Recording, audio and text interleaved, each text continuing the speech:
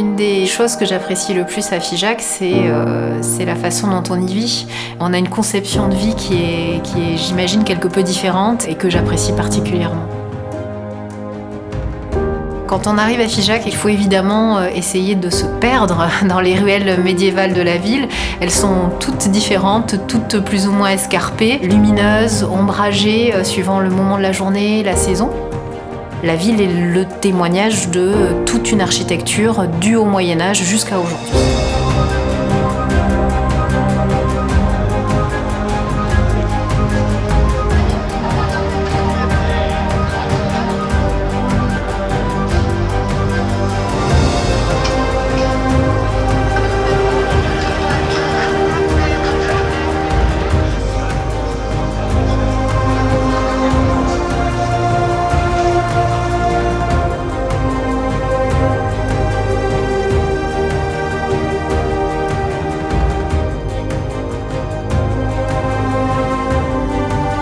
J'aime beaucoup Figeac, mais j'aime aussi me promener en dehors de Figeac. Et un des endroits que j'aime beaucoup à proximité de la ville, c'est la vallée du Célé, qui est une vallée tout à fait merveilleuse de par la présence de l'eau, mais aussi de par la présence de ces vieilles pierres que je retrouve là sous la forme d'anciennes abbayes presque en ruine aujourd'hui, mais qui gardent un charme fou.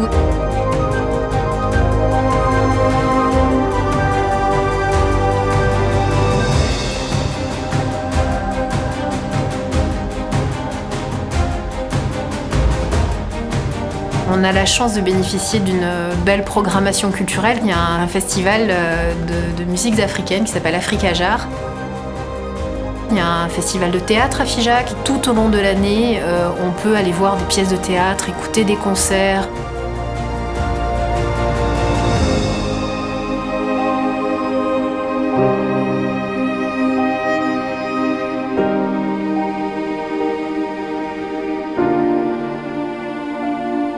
Un des lieux emblématiques de Figeac, c'est bien évidemment la maison natale de Jean-François Champollion, le déchiffreur des hiéroglyphes. C'est un musée qui raconte l'histoire de l'humanité. Une de mes vues préférées à Figeac, c'est Place des Écritures. On aperçoit à la fois un morceau de l'œuvre de Joseph Kossut, donc un morceau de cette pierre de rosette mise au sol, donc ce noir très contemporain, et juste au-dessus se trouve une fenêtre à meneaux dont il ne reste que le cadre.